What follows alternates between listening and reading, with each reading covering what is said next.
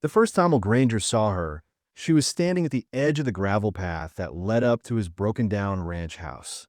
Thin arms wrapped around herself, head down, and not a thing to her name, but a threadbare satchel clutched to her side.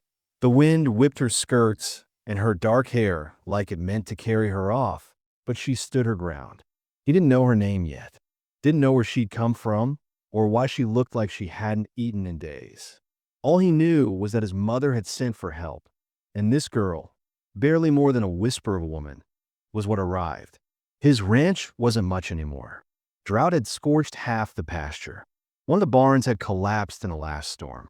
And inside the house, his mother, Alma Granger, once a proud woman who held 1,000 acres together on her own before her body betrayed her, now spent most of her days in bed, pain hollowing out her cheeks. Hadn't left the ranch in months, safe to pick up supplies or haul water. He didn't have time for company or patience for strangers. But as he watched the girl look up at the sagging porch, lips chapped, eyes shadowed like she hadn't slept right in weeks, he felt something strange in his chest, like a silence breaking open. She introduced herself soft and plain. "My name's Emma," she said, voice nearly carried off by the wind. "I came from up near Ward. Heard you needed help." She didn't look him in the eye when she spoke, and didn't press. He just nodded, stepped aside, and let her in. Emma moved through the house like someone used to silence. She didn't ask questions. She didn't flinch at the dust or the sour smell of sickness. Alma eyed her with suspicion at first, that sharp, cracked voice still holding on to pride. "She's just a girl," she said to Will when Emma had stepped out to fetch water. "What you gonna do here but die of heat?" But Emma didn't die. She stayed. She wiped Alma's face with cool cloths and coaxed her to eat.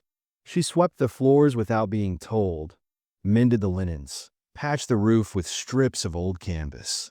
Will watched her from a distance, confused by how quiet she was, how steady. Not used to it. Not since everything had fallen apart. At night, Will sat on the back steps, staring into the horizon while the cattle moved slow and silent in the dark. He thought of his father, who'd left without a word when Will was 17. Thought of the brother he buried 4 years ago after the mine collapse. He learned not to get close to people because in his world, folks left or died or changed on you. But Emma was still there every morning, her eyes a little less shadowed, her movements a little less guarded. Still, there was something in her that wouldn't let go.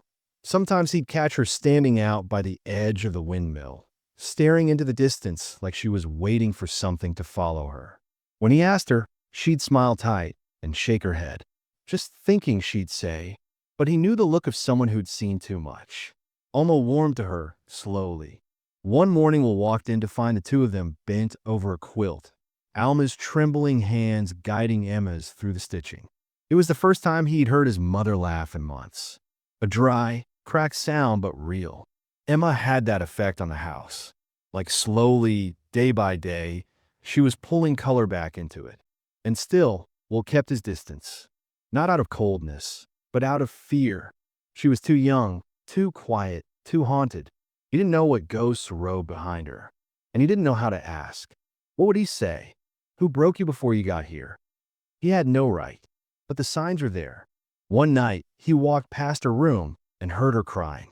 Not loud, not wild, just soft, careful sobs in her pillow like she was trying not to exist. He stood outside the door for a long time, fists clenched before walking on.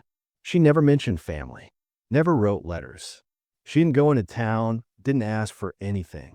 And sometimes, when Alma had fallen asleep and the chores were done, Emma would sit at the far end of the fence line with her back to the house and her arms around her knees, staring toward the tree line like it might come alive and tell her what to do.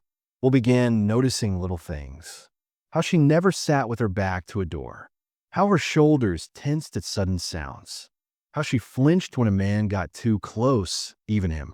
And slowly, the ache in his chest that started as curiosity turned into something deeper. Not pity.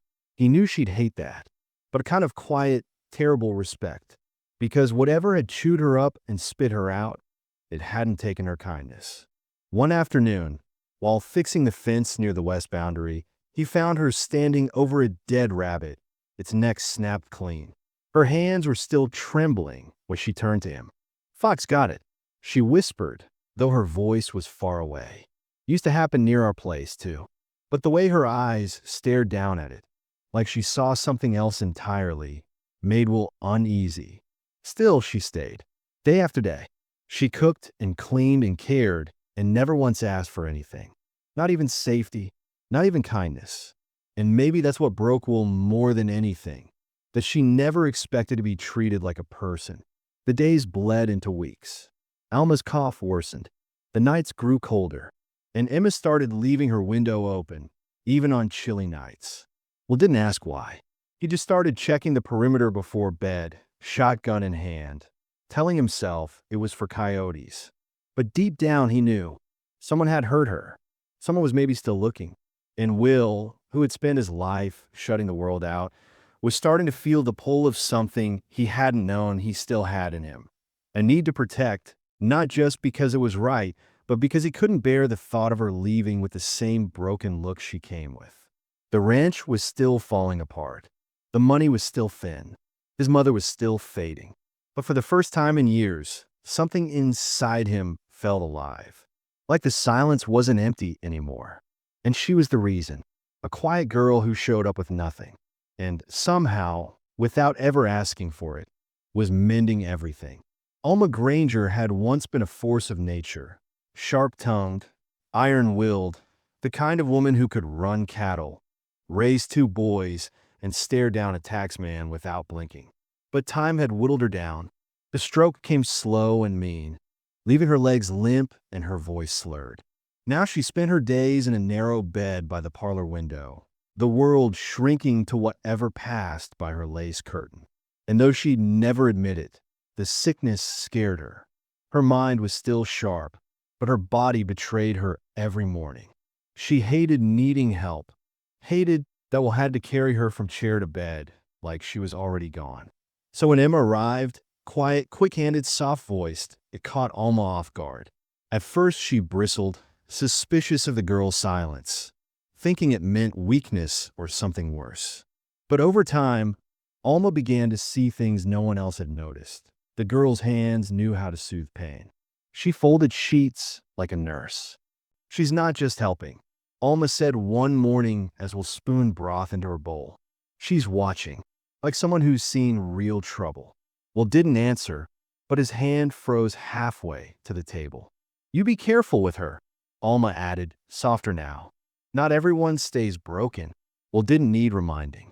He'd seen in Emma too. She moved like she was used to tight corners, used to being told to hurry, to hush, to disappear. When she first arrived, he tried to give her room, tried to pretend she was just hired help. But the way she moved through the house was different than anything he'd known. Like she understood grief. Like she carried her own kind of silence. Their days started early, long before sunrise. Will worked the fence lines while Emma tended to Alma. They passed each other in the halls. Short glances, brief nods, few words. But little by little, small things began to shift. She started leaving hot coffee on the porch rail where she knew he'd sit. He left fresh apples on the windowsill, knowing she'd notice. Their kindness wasn't loud. It wasn't even deliberate at first. But it grew. The first real moment came late one evening after a thunderstorm. Will had returned from repairing a section of busted fencing, soaked and bone-tired. Emma met him at the door with a dry towel. "You don't have to," he muttered. She didn't answer, just handed him the cloth and turned back into the kitchen. Something about that simple act, the way she didn't speak, didn't expect anything back, got under his skin. It wasn't service. It was care, the kind he hadn't felt in years. But not everything was calm between them. Will was used to control, used to shouldering the burden alone.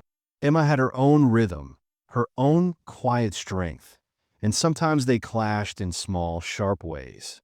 He didn't like when she ventured into the shed alone. She didn't like when he barked orders without looking at her. One morning, after he snapped at her for overwatering the tomato plants, she turned with eyes cold and sharp. "I didn't come here to be yelled at," she said simply, before walking away. That night, he left an apology in the form of a warm plate on her windowsill. She didn't say a word, but the next morning the plate was washed and left by his boots. Then came Lou Cutter. Lou had been a neighbor once, a rancher whose land backed up to the Grangers. A mean man with crooked teeth and a cruel streak. When the drought hit and cattle prices fell, he sold off most of his land, but he kept showing up uninvited, sniffing around for anything he might steal or bargain for. The first time he saw Emma, he leered. "Didn't know you were running a boarding house now," he told Will, spitting tobacco into the dirt. "She a new gal?" His tone made Will's blood rise, but he kept his voice level. "She's here for my mother," he said. Lou just smirked and tipped his hat toward Emma. "Well, I'd watch her close. Strays don't always stay loyal." Emma was standing on the porch when Lou said it. She didn't react, not even a blink. But that night, Will saw her sitting on the porch long after dark, shoulders hunched, arms crossed tight like she was trying to hold herself in place. He sat down next to her, silent. The stars stretched overhead like shattered glass. He said that like I'm something to be traded, she whispered. Like that's all I've ever been. Will didn't know what to say, so he didn't try. He just sat there, close enough that their shoulders nearly touched. The silence between them was different that night. Not empty, not sharp, just shared. As fall wore on, the land softened. Leaves turned brittle and gold. The air cooled, and Alma grew weaker. She started forgetting things, names, days, memories. Sometimes she'd call Will by his brother's name. Sometimes she'd stare at Emma with confusion, then whisper, "Where's the baby?" Emma never corrected her. She just sat close and held her hand. It was Emma who found the old quilt in the chest by the fireplace. One Alma had made years ago with her sons. It was frayed and faded, the colors muted, but Alma's face lit up when she saw it. For 3 nights, Emma sat by her bedside, helping her mend it. Will watched from the doorway, something nodding in his chest he couldn't name. He hadn't seen his mother smile like that in years. But even with the softening, the shadow around Emma never left. Sometimes, in the early morning light, we would see her outside with her sleeves rolled up, her arms marked faintly with old scars. Faded like fire that had cooled, but still there. And once, when a horse reared too suddenly near the gate, she dropped to the ground and curled in on herself before she realized what she was doing. Something had happened to her, something before she got here, and no one had asked. Until one night, when Alma had fallen asleep and Will found Emma on the back steps again, arms tucked around her knees.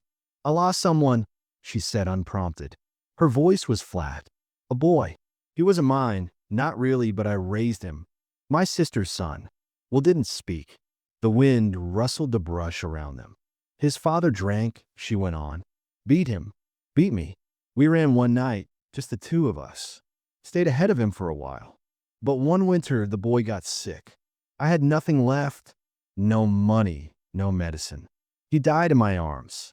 She said it so simply, like it had happened to someone else. Like the hurt had turned to ash. Will stared at the dirt, heart pounding. And the father? She didn't answer. For a long time, they sat in silence. When she finally stood to go, she paused. "You don't have to look at me different now. I just wanted you to know why I'm quiet." He didn't reach for her, but something inside him cracked. Not out of sympathy, but because he recognized the kind of loss that rewired you. That left you walking through life with your chest hollowed out. Emma didn't cry that night, but Will did. Alone, later, in the barn. Quietly, like a man who'd held in too much for too long. After that, things between them shifted again. Not louder, just closer. They didn't talk about feelings. They didn't need to. Emma began checking the fencing with him. Will started letting her handle the books. She even went into town once, alone, to pick up medicine. When she came back unharmed, she smiled like she'd won something. And maybe she had. Then, one afternoon in town, Will overheard Lou again. "She's got a record," Lou told a clerk. "Saw the notice myself down in Brazos County. That girl? She ran off after that boy died. Someone said she was hiding something." Will didn't ask what Lou meant. He just turned and left. But the seed had been planted. That night, he sat up late, staring at the dark window where Emma's lamp still burned. Doubt wasn't something he wanted, but it had a way of crawling in when you weren't looking. Emma didn't know what was coming, but she could feel something had changed. Will's silences got longer, his glances sharper, and when she asked if everything was all right, he only nodded and turned away. It wasn't anger. It was fear. Will didn't know if he was falling for a woman who had buried a truth deep enough to rot, or if he was letting go of the only light that had come into his life in years. Alma noticed too. You look at her like you're scared she'll vanish, she whispered one morning while he adjusted her pillows. She's not a ghost, Will. Don't treat her like one. But ghosts don't leave footprints. Emma did. And whatever truth she was still carrying, whatever storm she'd walked through to get here, was about to have to face it, whether he wanted to or not. The first frost came early that year, coating the fence posts in a hard silver shine by morning and curling the last of the garden into death overnight. The sky darkened before supper now, and Will found himself glancing toward the house more often during chores, watching for a lantern, listening for signs that things were still holding steady. But the silence inside him had shifted. The warmth Emma brought was still there, her steady hands, her quiet presence. But something had crept in between them. Something unsaid. Something heavy. It started with a letter. Will found it wedged in the slats of the porch one morning, addressed in shaky handwriting with no return name. He almost threw it out, assuming it was some local nonsense, but something stopped him.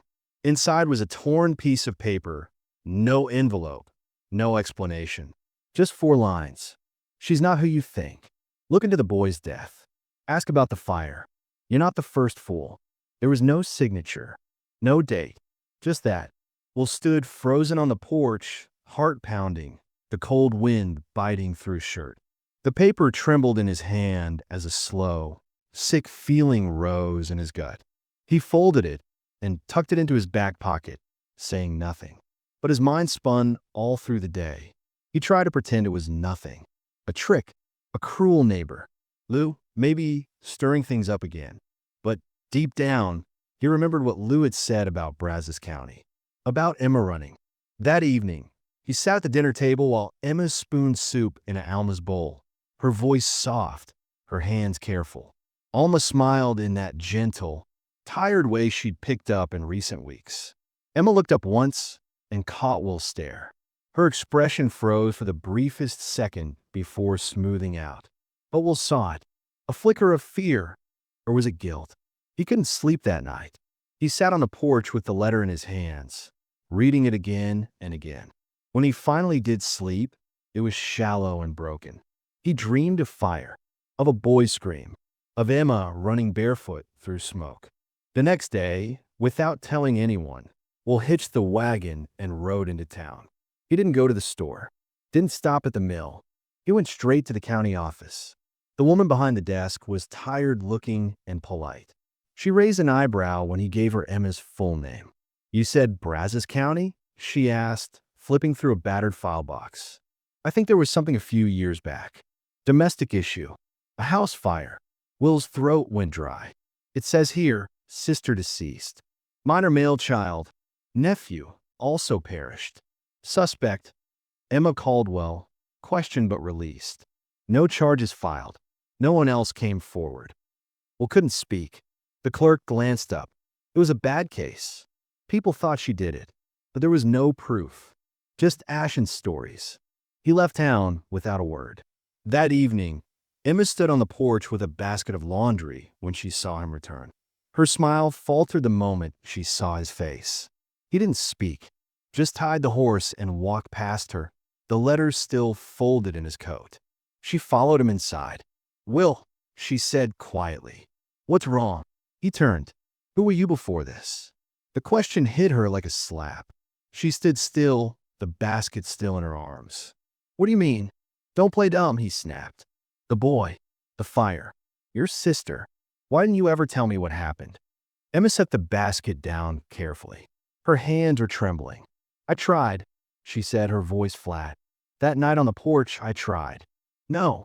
You said he died in your arms. You didn't say there were questions. You didn't say people thought you killed them.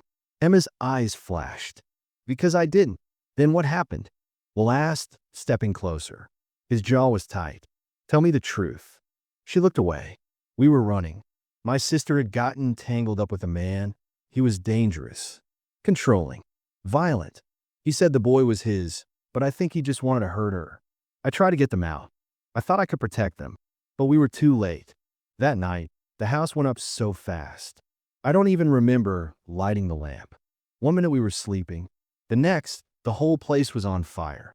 Will's voice was hoarse. And the boy, he was coughing. I tried to carry him, but the smoke, I dropped him. I burned my arms trying to go back. But the roof came down. She closed her eyes. The sheriff said I must have done it. Said maybe I snapped. But there was no proof. Just ruin. And no one left to speak for me. Will felt like the floor had dropped beneath him. Every part of him wanted to believe her, but that letter, that report, the silence she'd kept, it all pulled at him like rope around his neck. Emma stepped forward. You think I could have done it? He couldn't answer. The silence between them was colder than the wind outside. For days, they moved around each other like strangers. Alma felt it, though she didn't say much. Emma kept to the far end of the house, did her chores quietly, eyes down. Will watched her when she wasn't looking, heart aching and furious all at once. He wanted to scream, wanted to pull her close and shake her, wanted to believe. But then Lou came again. This time it wasn't just him. Two men rode in with him, lean and grim-faced. They waited by the fence while Lou dismounted and tipped his hat. Heard you got a murderer living under your roof, he said casually. Funny how trouble finds a place to land. Will didn't reply. His jaw clenched. Lou's smile widened. You know the law don't much care out here. But us folks, we care.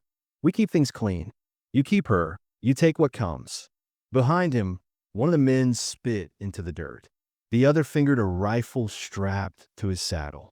Will said nothing, just turned and walked back toward the house. But Emma was already standing on the porch. She'd heard everything. That night they fought. You should have told me, he said, voice rising. You didn't want to know, she cried. You wanted the quiet version, the one that made you feel good. I wanted the truth. And I wanted a place to breathe, she shouted, her face flushed, her eyes wet. For once in my life, I wanted to be somewhere I wasn't looked at like a problem. You don't know what that's like. Will turned away, fists clenched at his sides. I gave you shelter. My mother trusted you. I never hurt her. Emma's voice cracked. I've done nothing but take care of her. Of you. Then why does it feel like I never knew you at all? He asked, his voice low. The room fell silent. Emma stepped back, her face white. Maybe you never tried. The door closed behind her so soft, he almost didn't hear it. She left before dawn. Will found her note by the stove.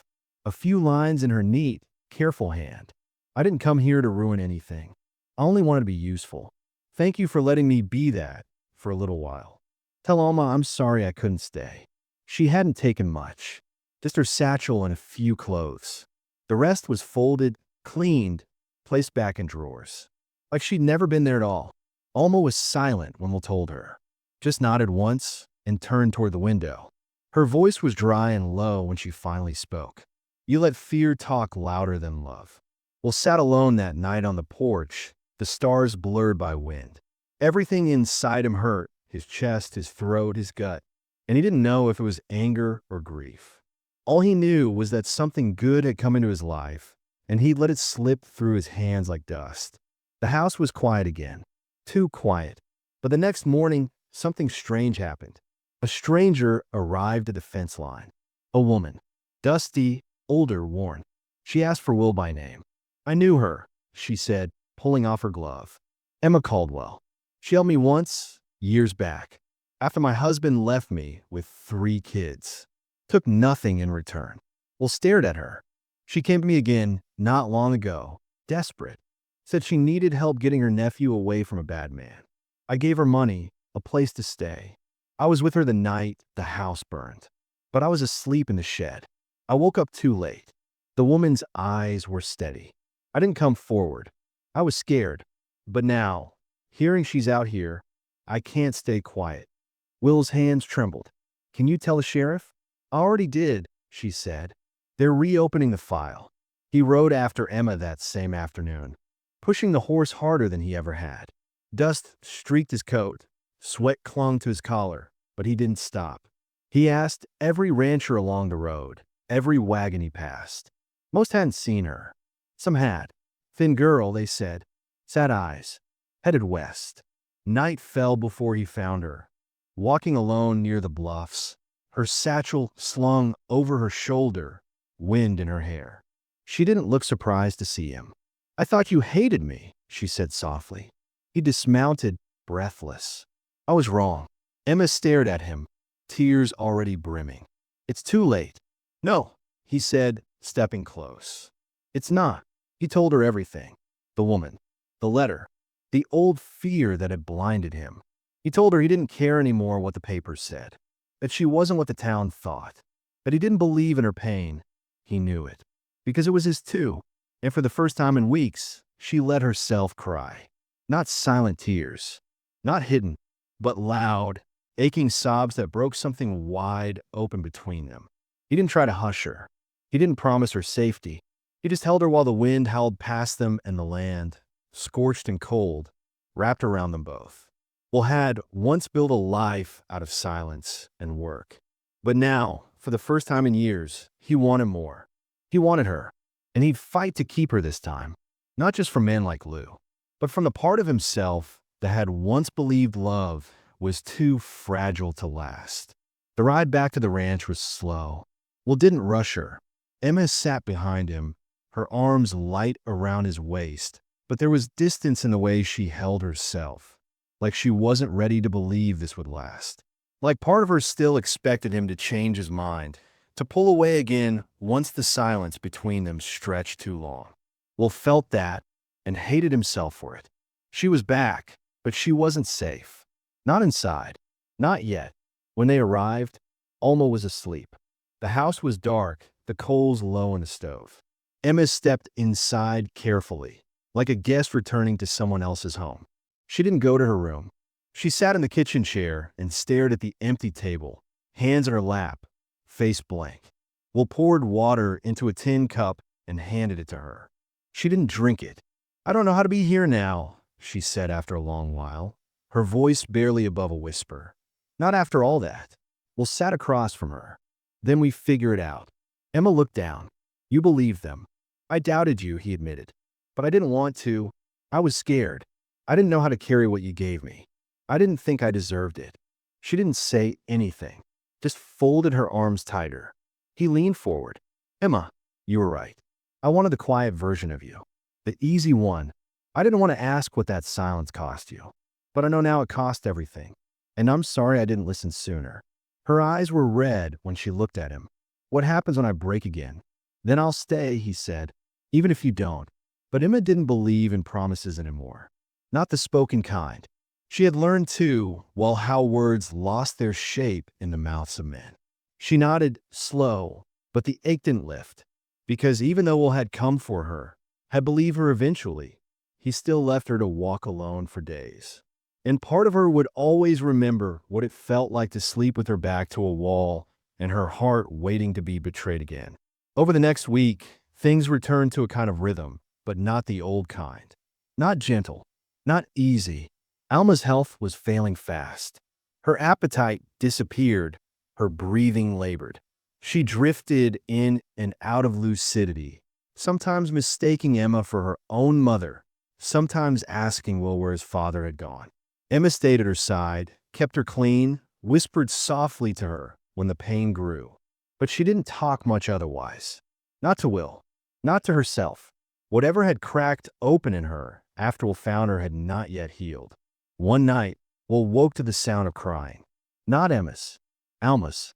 He rushed to the room and found her clinging to Emma's hand, whispering frantically, "Don't leave him.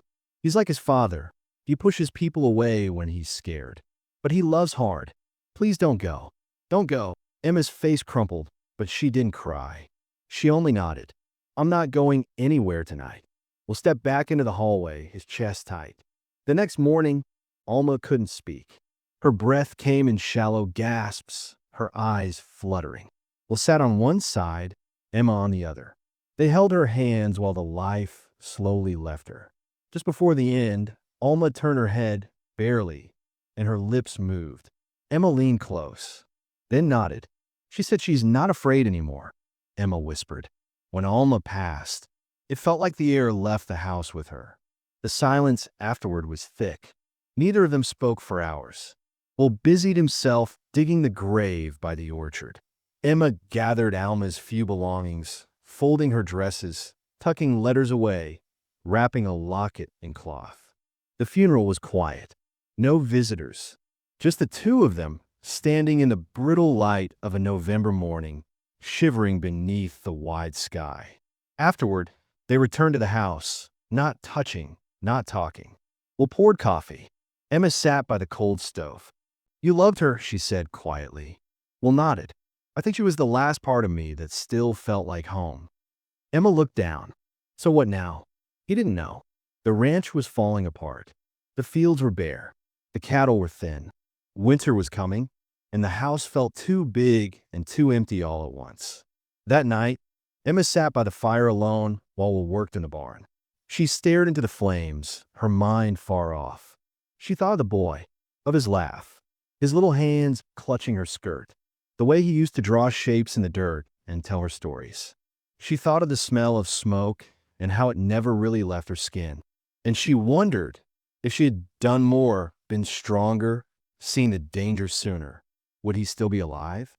Her guilt was a thread that never snapped. No matter how many kind words were said, no matter how many quiet nights passed, she began pulling away again, not completely, not like before, but in small, subtle ways. She stopped singing to herself when she cleaned. She stopped setting out his coffee in the morning. She spent more time alone in the orchard, staring up at the sky. Will noticed, but didn't know what to do. He gave her space, afraid of pushing. But the space only grew. And soon, they were two people living in the same house with a ghost between them. One morning, Emma told him she wanted to go into town. Alone. Will hesitated, then nodded. All right. She returned hours later, her face unreadable. She'd sold some of her old belongings, fabric, trinkets, and old pendant she used to wear. Will asked her why, and she shrugged. I needed to let go of something. But what she didn't tell him was that she'd also gone to the sheriff. She'd told him everything. The fire, the man who hurt them, the boy's death, her escape. She left nothing out. And when he asked why now, she said, because someone finally believed me. The sheriff had listened. More than she expected. He said her old case had been closed for years, and while some in town might always whisper, the law had no more questions. You've suffered enough, he'd said. Maybe now you let yourself live. But how do you live with the weight of something you can't undo? That night, she told what she'd done. I went to the sheriff. He looked up. Why? Because I don't want to be afraid anymore, she said. Of myself. Of you. Of his house. Will reached for her hand. She let him take it. I'm still scared, she whispered. Even now, I don't know if I can be whole again. If I ever was. You don't have to be, he said. You just have to stay. But that wasn't a promise either. Nothing was. She knew that. People left. Houses burned. Truth came late. Still, she stayed that night, curled beside him in the bed, not speaking, not touching, just breathing. Together. Days passed. The ranch stayed quiet. Will repaired the east fence. Emma began sewing again. They began sharing meals at the table again, slow and careful. The grief was still there. So was the doubt. But so too was something else, something like warmth. But then came a letter. This time, addressed to Will. The name on the return line chilled him. Clayton Morris. Emma saw the name too. Her face turned white. He was the man. The one Emma had fled from. Will read the letter in silence. It was short. You think you know her. You don't. She left before they found the other body. She'll ruin your life next. Will crumpled the paper, fury rising like bile. He's trying to scare you, he said. Emma sat at the edge of the bed. Her hands trembled.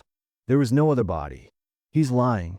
I know, but even as he said it, The fear in her eyes hollowed something in him.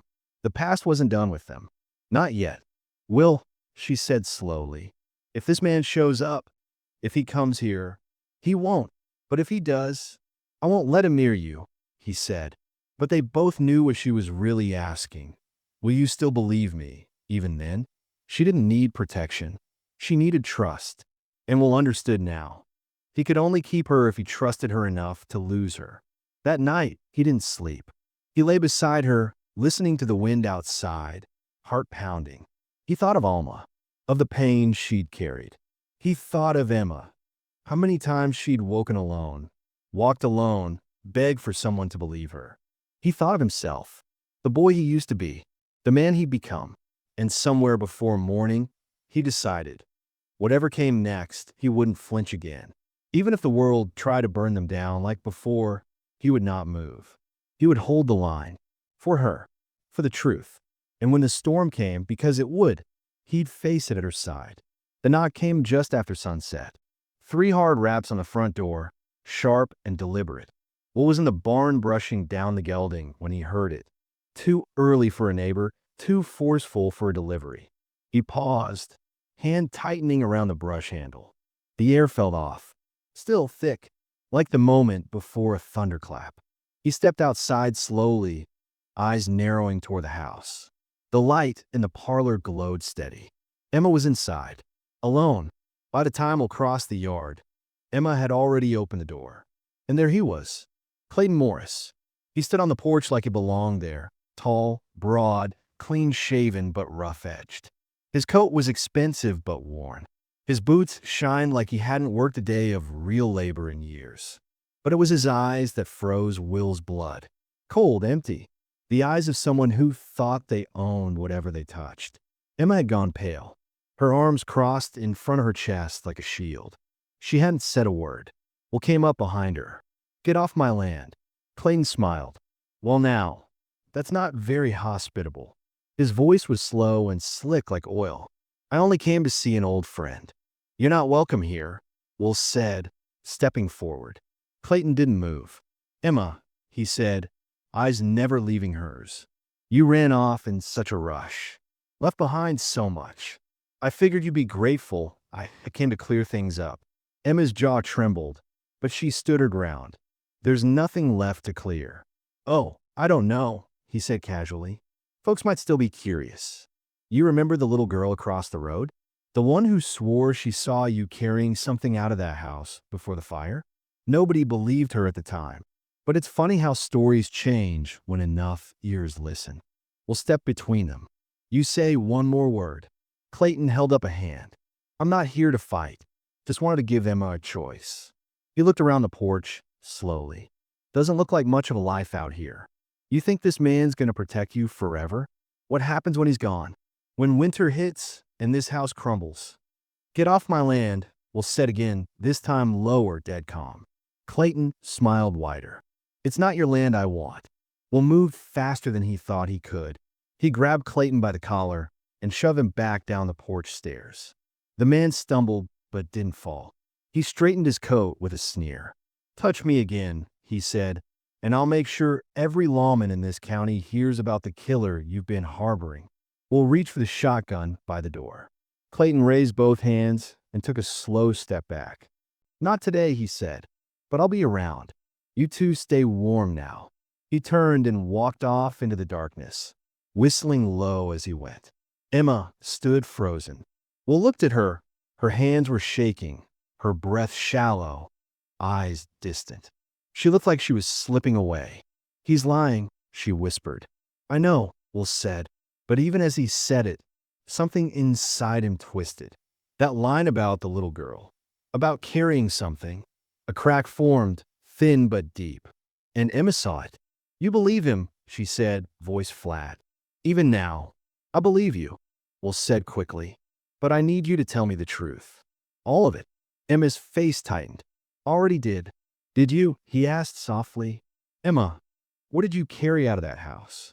She stared at him. Her mouth opened, then closed again. Her lips trembled. I tried to save him, she said. I went back into the house twice. The second time, I found my sister's body. The boy. He was near the window, curled up. I thought maybe. She stopped, took a breath. I wrapped him in a blanket. I didn't know he was already gone. I just couldn't leave him there. Tears filled her eyes. I didn't even realize I was outside, standing in the yard with him, until the neighbor ran up screaming. She thought I'd killed him. She saw the smoke, saw me holding him like that. Thought I'd done it, but I was trying to save him. Will stepped forward slowly, gently took her arms. Why didn't you tell me? Because, she whispered, you looked at me different already. I saw it. The first time I told you anything, you pulled away. Will felt like his chest was breaking. I was afraid, he said, but not of you, of losing something good again, of not being enough for you. Emma looked down. I'm tired, Will. I'm tired of proving I'm not a monster. You don't have to, he said. Not to me, but the damage had already started to bloom. That night, Will couldn't sleep. He sat at the edge of the bed, watching the window, watching the dark. What if the girl had seen something more? What if there was a part of Emma's past she hadn't told anyone? Not even herself. Could he still love her if she had done something unforgivable? Did it even matter anymore? Emma lay awake, too, staring at the ceiling. Her heart thudded in her chest, not because she was hiding, but because she was exhausted.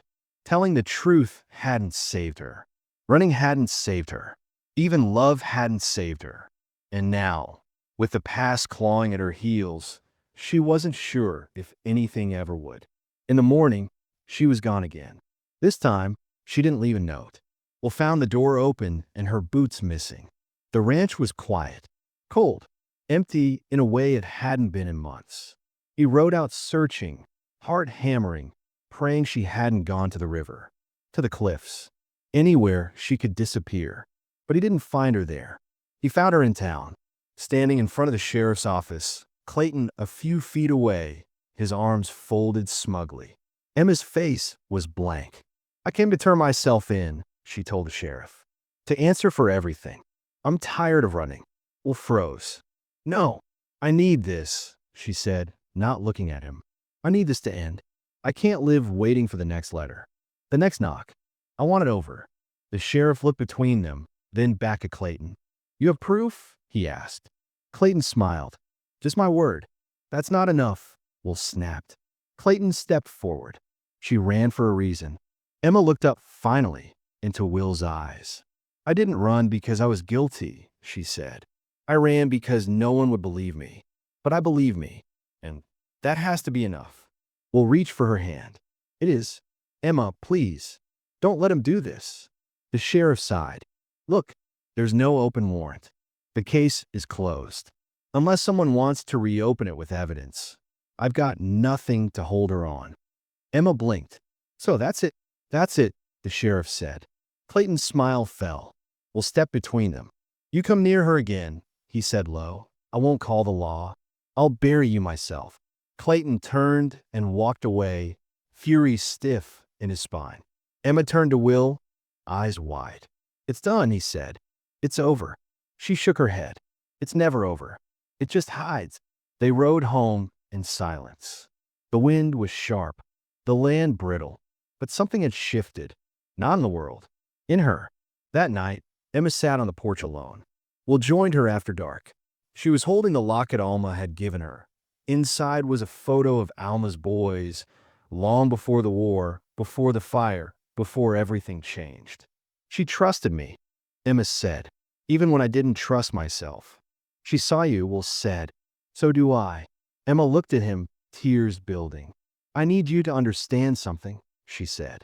I don't know if I'll ever stop flinching, or doubting, or waking up in cold sweats. But if I stay, it's because I choose to, not because I'm healed, not because I'm fixed, just because I want to. Will took her hand. Then that's enough for me. The wind picked up. A storm rolled quietly in the distance. But for the first time, Emma didn't pull away from the sound. The betrayal had come.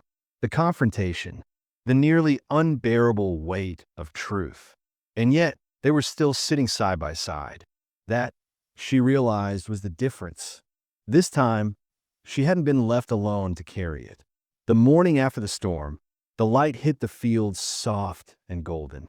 The ground was still damp from the rain, the kind that washes everything down to the bone. Emma stepped outside with a shawl wrapped around her shoulders, the air smelling like wet cedar and fresh soil. She could see Will by the east fence, his silhouette steady and sure as he hammered a post into place. For the first time in what felt like a lifetime, the tightness in her chest had loosened. Not all the way, but enough. They didn't speak about Clayton anymore. Not because they were afraid, but because he had no more weight. After the confrontation at the sheriff's office, he disappeared like smoke. No letters, no visits. He tried to use fear like a leash, and it hadn't worked. And men like that, they always moved on when control slipped through their fingers. Emma still glanced over her shoulder sometimes. She still startled at loud knocks. But the fear didn't own her.